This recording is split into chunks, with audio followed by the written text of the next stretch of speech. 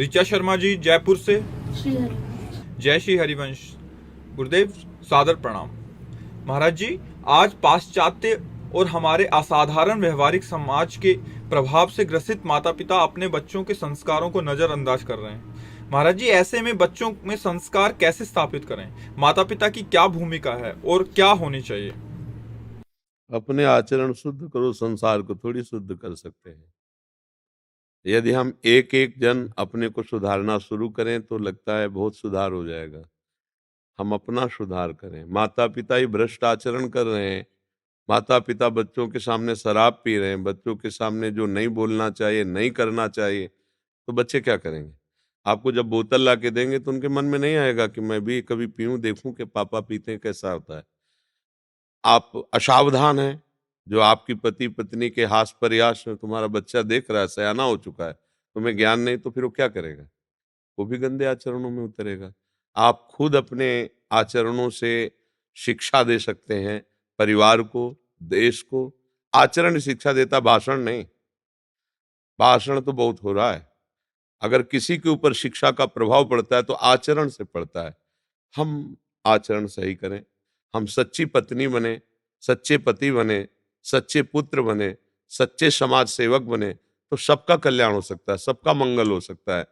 पर प्रायः हम सब अपने धर्म से चूक जाते हैं और हम चाहते हैं दूसरा दूसरा धर्म से चले और हम अधर्म से चले, कोई बात नहीं, कभी ऐसा नहीं हो सकता।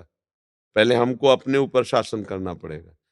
एक महात्मा के पास एक परिवार के जन गए और कहा हमारा बच्चा गुड़ बहुत खाता है, आप मना कर दो, आपकी श्रद्धा विश्वास के कारण बात आपकी मान लेगा। तो उनका अगले रविवार को आना आए, तो उनका बेटा गुड़ मत खाया करो।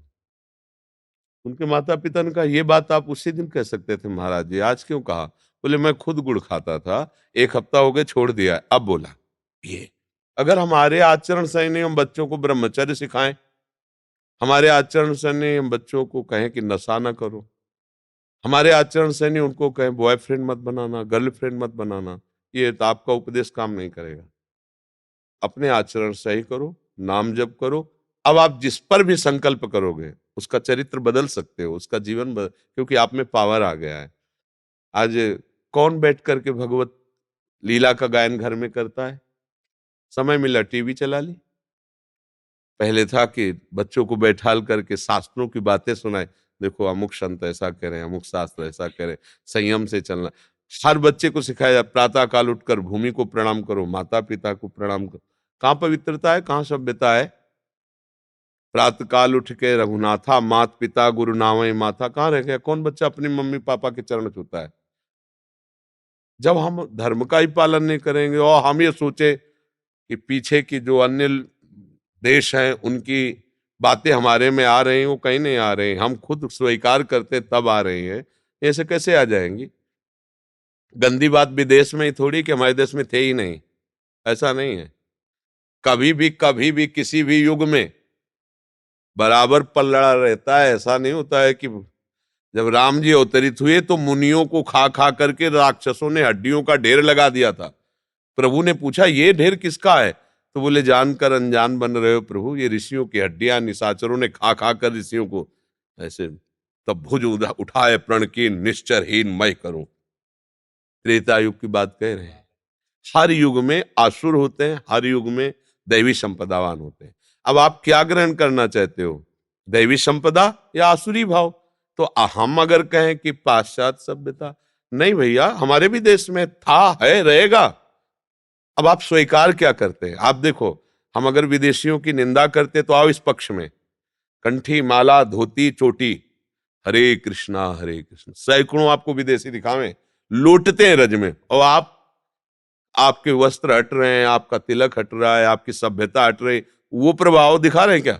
हमारा देश का ऐसा प्रभाव है कि पशुवत आचरण करने वाले भी कृष्ण बोल रहे हैं, और हमारे घर में बैठे हमारे देश के लोग पशुवत आचरण को, तो उनका दोष है या आपका दोष है? हमें बताओ, उनका दोष है।